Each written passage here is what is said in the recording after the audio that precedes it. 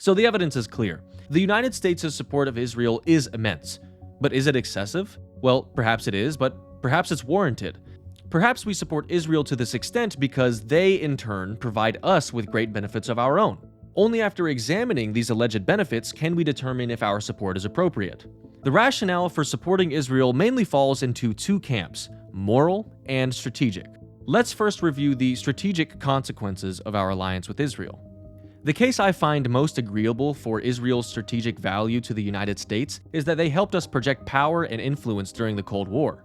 U.S. support of Israel grew substantially after the 1967 war because Richard Nixon and Henry Kissinger saw increasing support for Israel as an effective way to counter the Soviet influence throughout the Middle East.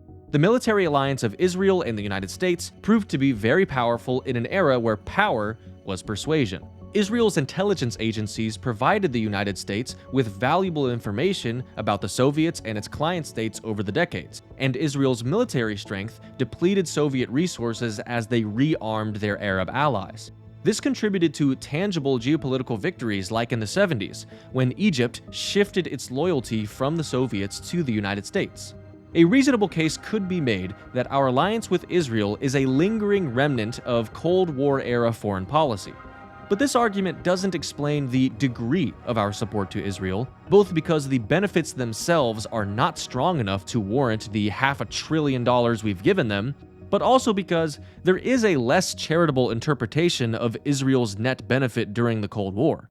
Our alliance with Israel helped us contain our enemies, yes, but you could also argue that our alliance with Israel helped create our enemies. Egypt and Syria had both requested to purchase military arms from the United States during the late 40s and early 50s in their conflicts with Israel, but the US always refused. In 1955, when Israel attacked an army base in Gaza that resulted in over 60 Egyptian casualties, Egypt had no choice but to turn to the Soviet Union for military assistance, since the United States, who they had asked first, declined. Additionally, the US's avid military support for Israel during this era prevented peace from being achieved in the region, which still haunts us to this day. This is a common theme that we see over and over again throughout history. The US support for Israel emboldens Israel to seek wars against its weaker enemies rather than settle for peace. Regarding Israeli intelligence, there are plenty of examples of that benefit being overestimated too, like in the lead-up to the 1967 war. Israel's intelligence assessments intentionally overrepresented the strength of the Egyptian military to receive more money from the United States, which President Johnson did not fall for. In light of this, US officials on June 4, 1967, invited Egypt's vice president for a visit to discuss ways to restrain Israeli aggression. The Israeli ambassador was told of the plan by our Secretary of State, and so Israel, seeing that the United States was going to engage in diplomacy with its enemies, launched a surprise attack the next day on June 5th, which started the Six-Day War, wherein they ultimately claimed the occupied territories, which they still occupy to this day. Ultimately, the evidence that our alliance with Israel was a net positive during the Cold War is a mixed bag. But when it comes to America's Middle East policy, you can't assume that anything before 9/11 applies after 9/11. So what does the record show for the last quarter century? The most common case made for our support of Israel is that of shared enemies. They aid us in containing hostile adversaries that engage in terrorism against the US and the world. In this worldview, Israel is the frontline defense against Arab Muslim terrorism that threatens the United States. This position became mainstream after 9/11, and Israel stepped up as our, quote, greatest ally in our war on terror. This is certainly what Israel wants us to believe. In 2001, Prime Minister Ariel Sharon said, quote, "You in America are in a war against terror. We in Israel are in a war against terror. It's the same war." In 2002, Prime Minister Benjamin Netanyahu said, quote, "If we do not immediately shut down the terror factories where Yasser Arafat is producing human bombs, it is only a matter of time before suicide bombers will terrorize your cities. If not destroyed, this madness will strike on your buses, in your supermarkets, in your pizza parlors, and in your cafes." The claim that our alliance with Israel assists us against our Arab enemies is also shared by many top American political figures. Those and apply those to protect our homeland, Nikki. Israel that is needs the answer. America. America needs Israel. Okay. The problem with this position is that it gets the causal relationship backwards. We don't support Israel because there is terrorism. There is terrorism because we support Israel. Were it not for the military conquests of Israel in the Middle East, the Arab Muslims wouldn't hate us in the first place.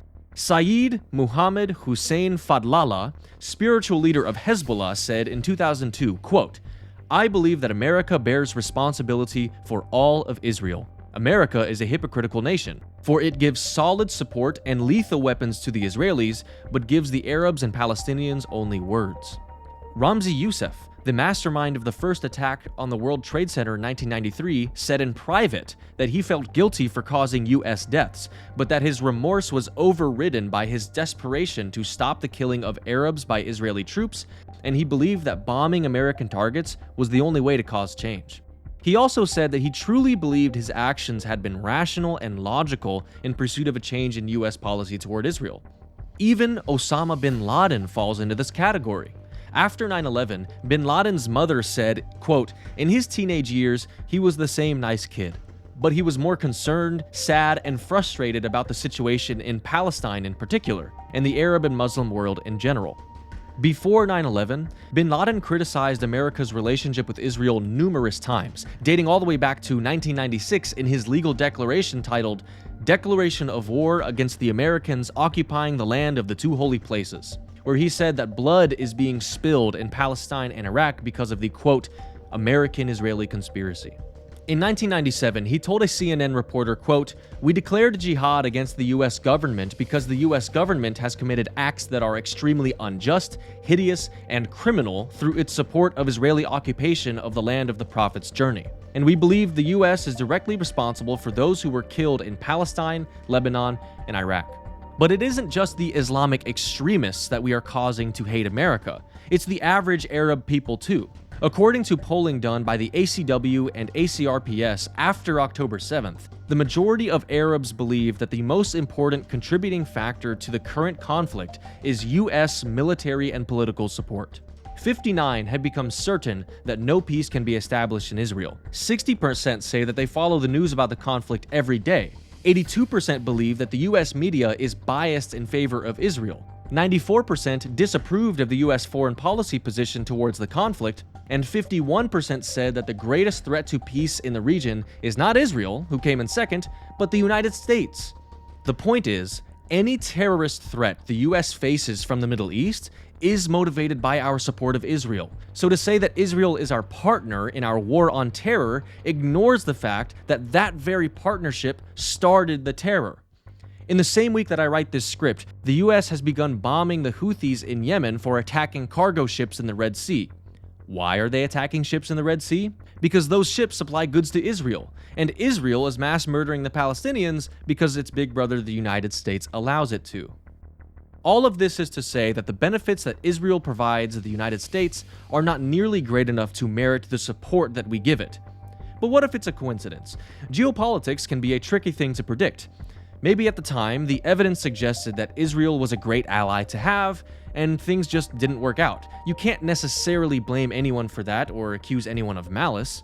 That could actually be true, but what if that wasn't the case? What if there is a mountain of historical evidence that Israel is not a reliable ally? What if there is a lengthy track record of Israel negatively impacting the United States, not through failure, but through treachery? That's not a rhetorical question. That's the reality.